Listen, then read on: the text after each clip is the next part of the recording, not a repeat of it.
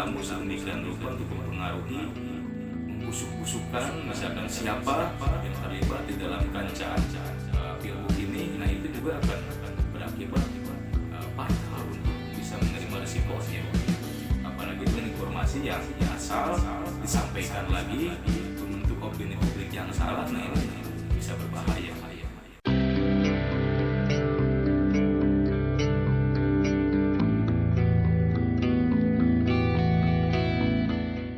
Assalamualaikum warahmatullahi wabarakatuh.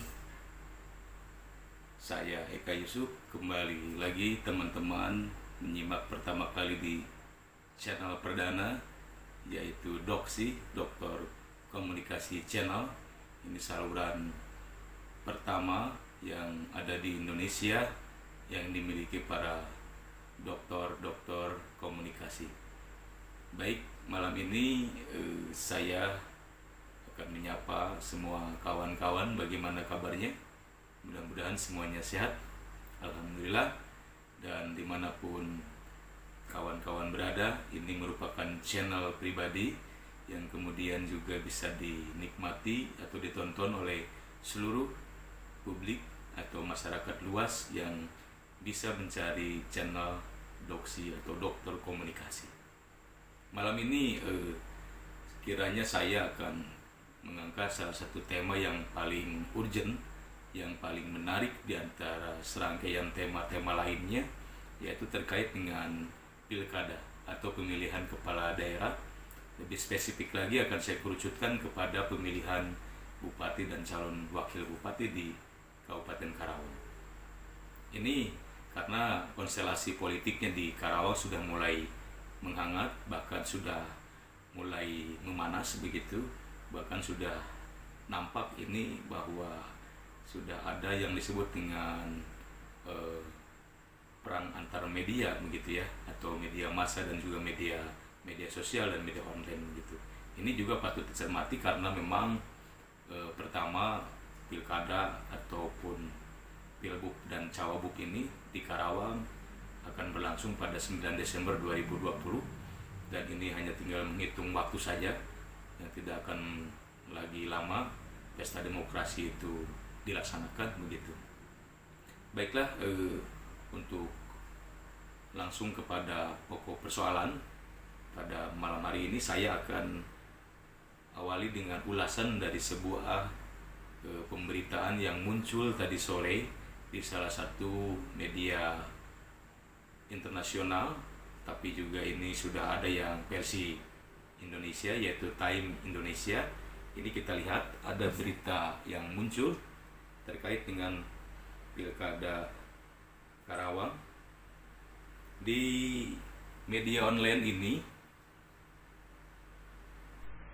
Time Indonesia Time, menjelang pilkada Karawang, akun medsos anonim menjamur. Ini judulnya.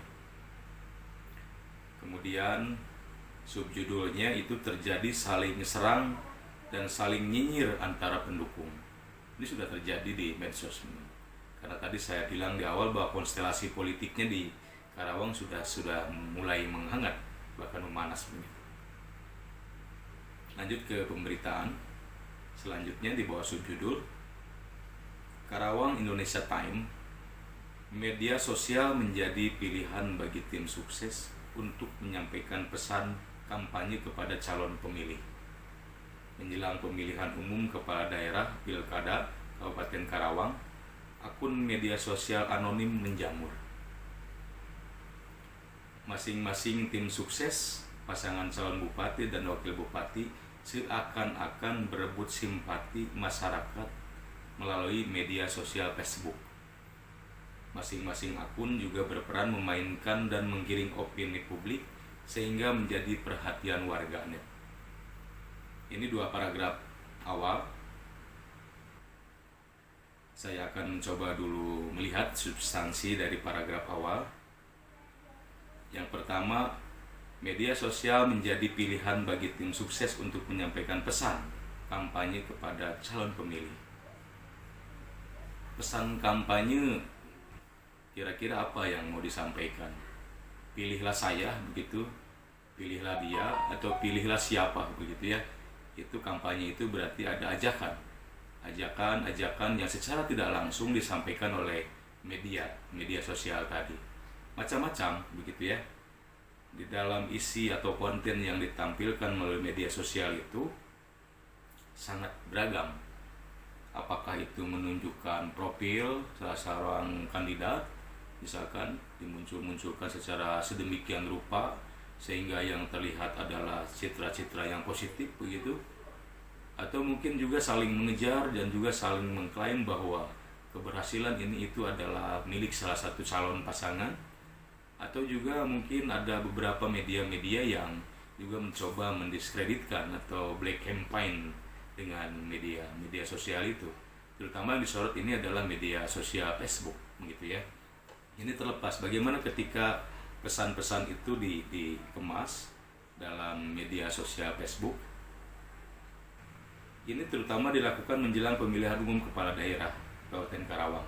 Bahkan di sini disebut akun media sosial anonim menjamur.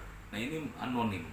Media sosial anonim itu adalah media yang tidak jelas kepemilikannya, atau ada akun anonim yang tidak memiliki nama yang sebenarnya. Dia itu bisa berupa nama akun landihan, akun samaran begitu, ataupun mungkin bahkan bisa jadi ini adalah akun fiktif begitu. Karena di dalam persaingan media itu kita melihat istilah adanya tim ini, tim itu begitu, atau yang lebih keren disebut dengan buzzer. Buzzernya itu adalah kelompok yang dimiliki oleh beberapa tim atau orang yang di dalamnya untuk sengaja memblow up berbagai informasi, atau juga dia menghandle atau mengcounter beberapa informasi, tergantung dari kepentingannya. Buzzer ini apakah memang dia bisa membackup, mempropagandakan apa yang ingin disampaikan oleh para kandidat itu, atau juga kalau tidak dia bisa menjadi benteng atau gatekeeper dari sebuah pesan-pesan yang ingin disampaikan kepada publik yang lainnya. Nah, ini kita melihat sangat beragam, karena pesan sendiri itu adalah bagian pokok penting apa yang ingin disampaikan oleh media itu, oleh akun itu kepada para pembacanya atau kepada para pengikutnya kalau di Facebook, gitu ya, atau kepada subscribernya kalau di YouTube, atau kepada followernya kalau di Instagram. Ini tergantung. Jadi bagaimana ketika pesan-pesan itu disampaikan oleh para kandidat, terutama tim sukses, untuk meraih simpati para calon pemilihnya. Nah, ini disebutkan lagi di paragraf 2, masing-masing tim sukses pasangan calon bupati dan wakil bupati seakan-akan berebut simpati masyarakat melalui media sosial Facebook. Nah, ini karena Facebook memang menurut hasil riset itu masih menjadi salah satu media sosial yang sangat digandrungi, yang urutannya paling tinggi begitu ya.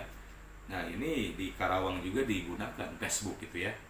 Facebook digunakan, masing-masing akun juga berperan memainkan dan menggiring opini publik sehingga menjadi perhatian. Cari-cari perhatian lah, membuat sensasi apa begitu ya.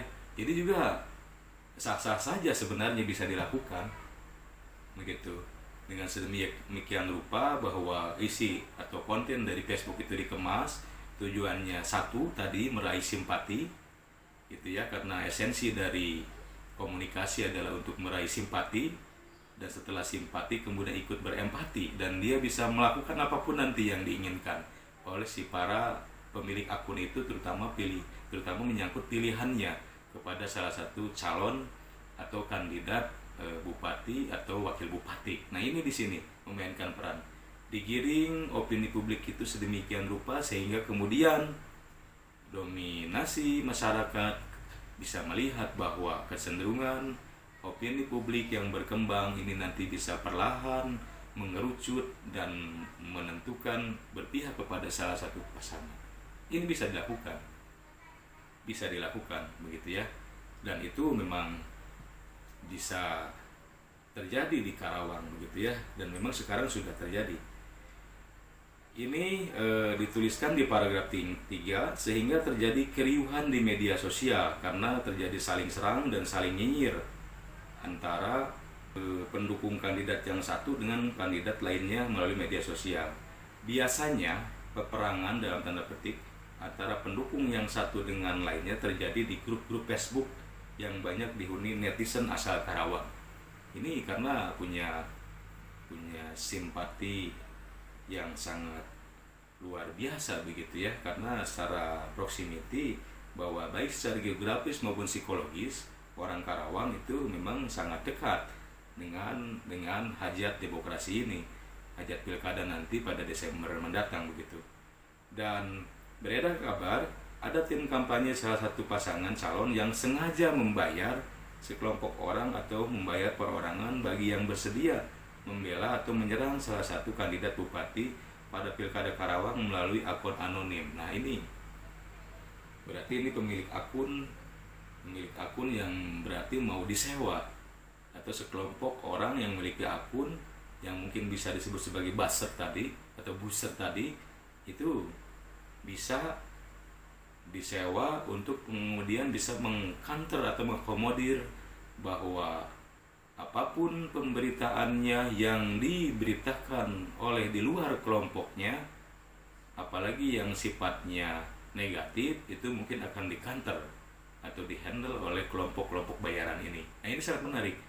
Jadi terjadilah sebuah perang, dalam tanda petik perang di antara media sosial, begitu ya.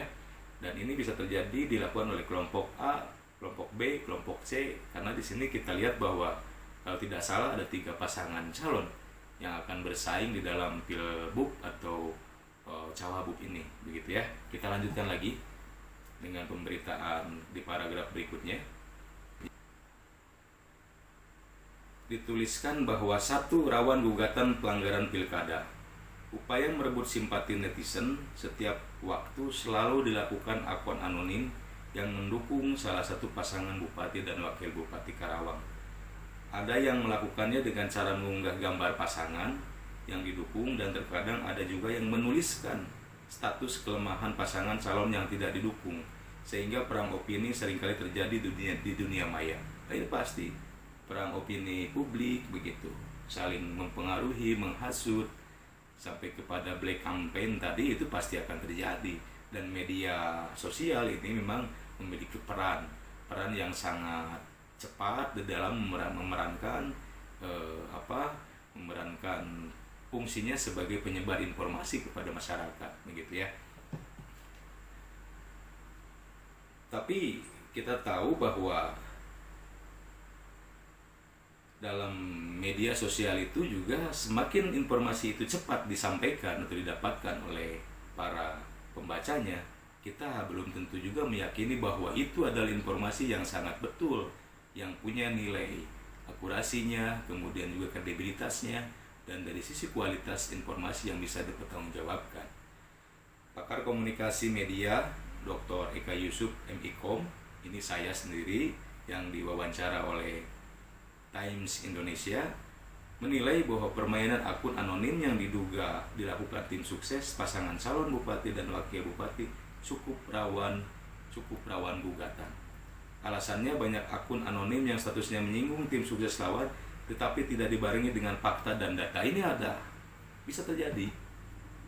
Ketika saya diwawancara jurnalis dari Times Indonesia ini, kemudian saya menyebutkan bahwa itu akan sangat rawan gugatan karena memang informasi-informasi yang disampaikan melalui Facebook kalau tidak diimbangi dengan fakta dan data yang faktual, fakta dan data yang betul-betul otentik, ada buktinya, itu saya kira akan menjadi bumerang buat kelompok yang memang tadi menjadi penyerang melalui media sosial itu. Bisa dituntut balik, bisa diajukan ke ranah hukum karena status dari informasi yang disampaikan itu tidak berdasar kepada kebenaran. Berarti ini yang disebut dengan berita hoax, begitu ya, atau berita bohong. Jadi ada unsur kesengajaan untuk memberikan informasi yang sifatnya membohongi publik, ataupun juga hanya punya motif untuk misalnya tadi meraih simpati, meraih empati, tetapi juga menjatuhkan pihak lain dengan cara menyampaikan informasi dengan medsos yang tadi dibuat, dengan Facebook tadi misalnya, seperti itu ya. Saya lanjutkan lagi. Ini saya kutipan langsung. Memang rawan gugatan. Kalau digugat, pemiliknya secara personal bisa terjerat hukum untuk mempertanggungjawabkan tulisan yang dia share di akun Facebooknya. Ya, itu kata saya yang dikutip oleh Times Indonesia. Kalau misalkan sampai digugat secara personal, ini bisa-bisa saja, karena kita tahu bahwa gampang. Ketika membuat sebuah akun Facebook itu kita hanya tinggal mengisi profil, data kita, kemudian juga ada alamat email kita, sudah dalam 1 menit itu sudah punya akun Facebook begitu. Nah, itu gampang, dan kita bisa ketahuan identitas kita yang sebenarnya seperti apa. Apalagi kemudian kalau misalkan itu sudah menyangkut persoalan-persoalan yang memang bisa memiliki pengaruh yang sangat luar biasa terkait dengan perang media ini misalnya. Karena kelompok ini, kelompok itu begitu akan sedemikian rupa menggali informasi dari akun-akun yang dianggap memang tidak benar dalam menyampaikan informasinya, sehingga bisa mudah ketika itu dilacak dan kemudian diajukan ke pengadilan ataupun dituntut di muka hukum misalnya, seperti itu. Ini bisa digugat gitu ya, apalagi tidak disertai dibarengi dengan data-data dan fakta yang memang tadi sudah disampaikan di dalam pemberitaannya atau informasinya. Nah, ini bahaya sekali, bahaya, dan itu memang ada kecenderungan bisa terjadi karena zamannya sudah zaman teknologi informasi komunikasi biasa ini ya. Jadi semuanya memang serba mudah, serba cepat begitu. Apapun bentuk informasinya dikemas sedemikian rupa, tetapi perlu diingat jangan mengabaikan dari sisi konten informasi yang ingin disampaikan dan juga kualitas dan kredibilitas isi dari konten itu harus bisa dipertanggungjawabkan dan juga sesuai dengan apa yang terjadi, tidak direkayasa begitu, tidak dibuat-buat. Kita lanjutkan lagi ke pemberitaan berikutnya. Mohon maaf, maksudnya ke paragraf berikutnya. Masih berita yang sama yang tadi. Diikuti 3 pasangan calon, Pilkada Karawang yang akan digelar 9 Desember 2020 dipastikan diikuti 3 pasangan calon, Bupati dan Wakil Bupati. Di antaranya pasangan Yesi Karya Lianti dan Adli Pairus yang diusung oleh PDIP, P3, PAN, dan PBB. Kemudian pasangan Selika Nurhadiana dan Aib Saipulo. Calon petahana ini didukung Partai Demokrat, PKS, Nasdem, dan Partai Golkar. Selanjutnya pasangan calon Bupati dan Wakil Bupati Ahmad Jamaksari dan Yusni Rinjani yang diusung PKB dan Gerindra. Saat ini Jamaksari yang biasa disapa Jimmy ini masih menjabat Wakil Bupati mendampingi Selika Nurhadiana. Kemudian poin yang ketiga, harus dibedakan media online dengan media sosial. Nah, ini sangat penting sekali. Pakar komunikasi media Dr. Eka Yusuf MIKOM, saya sendiri menyampaikan, menurut pemberitaan ini menyampaikan agar tim sukses pasangan calon bupati dan wakil bupati membedakan fungsi antara media online dengan media sosial. Menurut dia, sifat media online atau media massa jika dilihat dari organisasinya itu terlembagakan, berdiri di bawah payung hukum perusahaan yang berbadan hukum resmi dan jelas diatur dalam Undang-Undang Pers nomor 40 tahun 99. Sedangkan media sosial itu tidak ada yang mengikat secara keorganisasian dengan pemilik akun tersebut. Artinya setiap unggahan yang keluar melalui akun media sosial mutlak menjadi tanggung jawab perseorangan. Nah, ini selesai pemberitaan yang disampaikan atau yang dimuat oleh Times Indonesia. Kita lihat. Jelas di sini ada perbedaan bahwa fungsi antara media online dengan media sosial. Kalau media online itu sebenarnya lebih identik dengan portal-portal pemberitaan, portal-portal resmi pemberitaan. Portal berita online itu biasanya, kalau dulu itu kan belum mengenal media digital, begitu ya.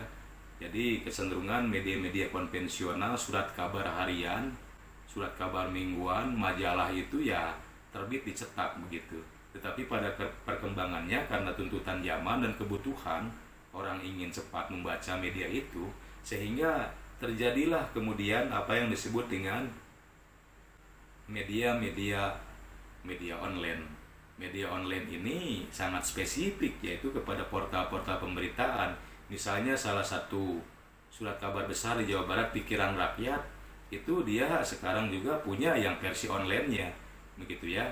Ada media cetaknya, PR itu ada juga yang di-online-kannya begitu. Tapi sama namanya tetap sama, Pikiran Rakyat. Kemudian juga media-media nasional lainnya seperti ada Kompas begitu ya. Ada Kompas Cyber Media kalau di online-nya. Kemudian Republika dan Media Indonesia dan lain-lain, itu semua sama. Jadi cetaknya ada, versi online-nya juga ada. Nah, ini disebut dengan media online. Atau kalau misalkan kita lebih ngetop ya, yang pertama kali di media online itu adalah detik.com. Nah, itu sampai sekarang kan masih ada. Itu adalah portal berita online. Tetapi ini berbeda dengan media sosial begitu ya, medsos. Nah, medsos itu tadi yang seperti disampaikan di atas, bahwa kecenderungan tim sukses ini juga akan memanfaatkan media sosial, diantaranya Facebook. Nah, ini berbeda. Perbedaannya di mana tadi? Kalau media-media online itu seperti hanya media massa, baik media cetak, media elektronik, dan internet atau media online tadi, biasanya terlembagakan begitu ya. Dia punya kantornya jelas, perusahaannya punya badan hukum perusahaan, terbit, dia diatur dengan Undang-Undang PES nomor 40 tahun 99 begitu. Kemudian juga dia punya susunan kepegawaian dan syarat-syarat menjadi pegawai di dalam perusahaan PES itu seperti apa. Nah, itu ada semua diatur dalam Undang-Undang PES nomor 40. Jelas sangat-sangat terlembagakan menjadi sebuah organisasi perusahaan berbadan hukum. Nah, itu adalah media massa begitu ya. Media online ataupun media massa tadi, cetak, elektronik, surat kabar, radio, gitu, televisi, nah itu semua sama di situ. Dia sangat berbadan hukum. Nah, kalau misalkan media sosial itu juga jelas berbeda. Media sosial yang ada di internet itu adalah media-media tadi. Facebook, kemudian ada Instagram, kemudian juga ada Twitter, kemudian juga ada YouTube channel begitu ya. Kemudian juga ada yang lain-lain. Itu semua adalah bagian dari media sosial, di mana kepemilikan akun itu sangat bersifat personal atau individual. Itu yang secara hukum itu dia hanya bisa dipertanggungjawabkan secara pribadi begitu ya. Apalagi ini terkait dengan konten-konten politik yang dikemas, diramu sedemikian rupa untuk mempengaruhi, membusuk-busukkan misalkan siapa yang terlibat di dalam kancah pilgub ini. Nah, itu juga akan berakibat fatal untuk bisa menerima resikonya begitu. Apalagi dengan informasi yang asal disampaikan lagi membentuk opini publik yang salah. Nah, ini bisa berbahaya begitu.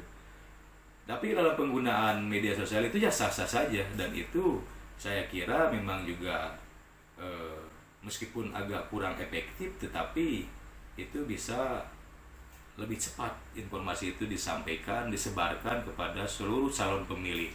Tetapi kalau melihat dari substansi atau konten yang ingin disampaikan, kita perlu betul-betul menyaring terlebih dahulu informasi itu apakah betul ataukah tidak. Karena tadi khawatirnya itu adalah hoax yang bisa menimbulkan fitnah, informasi yang tidak benar, tidak bisa dipertanggungjawabkan. Nah, ini sudah sangat salah begitu ya.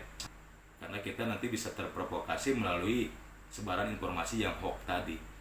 Nah, tapi kalau misalkan itu disebarkan ya boleh-boleh saja disebarkan, tetapi kan kalau ada yang menggugat atau menuntut balik dari informasi yang tidak benar itu ya ditanggung sendiri resikonya begitu. Tapi memang mudah aksesnya, iya memang mudah gitu ya. Bikin akun Facebook aja 2 menit selesai, kemudian di-share informasi itu kepada calon pemilih dengan konten yang ditata sedemikian rupa untuk mempengaruhi halayak begitu. Itu boleh-boleh saja, tetapi perlu diingat tadi begitu ya. Nah, pertanggungjawabannya lebih kepada personal kalau media sosial itu, kalau ada apa-apa begitu. Tetapi kalau misalkan media massa media cetak, begitu media online tadi ya ada semua struktur kepegawaian yang memang ada di dalamnya itu ikut membantu gitu. Karena jelas informasi itu akurasinya, kredibilitasnya, sumbernya dapat dipercaya begitu, jelas gitu ya, informasinya tidak akan hoax begitu. Ada wartawan yang menulis, kemudian juga ada fotografernya, ada editor atau redaktur di kantor redaksi itu, kemudian juga ada pemimpin redaksi. Ya semua bekerja begitu, dan itu cara kerja profesional jurnalis dan dari sebuah keredaksian media begitu. Itu bekerja. Ada ahli hukumnya juga di dalam kantor itu begitu. Pakar-pakar hukum ketika ada permasalahan gugatan ataupun tuntutan setelah adanya pemberitaan misalnya. Itu sah-sah saja, dan memang semua media massa yang jelas begitu ya, media massa cetak, elektronik dan online yang jelas itu pasti punya begitu, pasti punya para tenaga profesional di bidang itu, dan juga ada pakar-pakar hukum yang bicara, yang mem-backup bila mana ada permasalahan. Tetapi kalau medsos ya tidak begitu.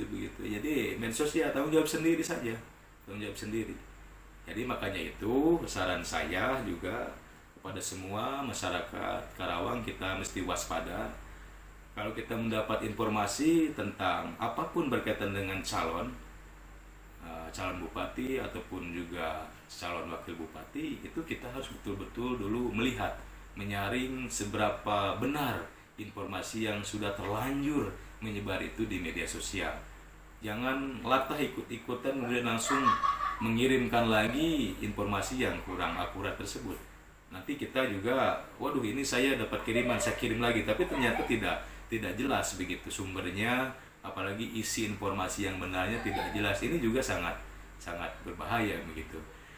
Nah, barangkali itu saja yang dapat saya sampaikan malam ini. Jadi saya senang sekali bisa berbagi dengan seluruh penonton di channel Doksi ataupun di channel Doktor Komunikasi, yang memang ini baru pertama ada di Indonesia. Dan kebetulan tema yang saya angkat hari ini adalah pemberitaan di Times Indonesia terkait dengan pilkada, pilbub dan cawabub yang akan dilaksanakan di Kabupaten Karawang. Ini saya kira sangat menarik begitu ya.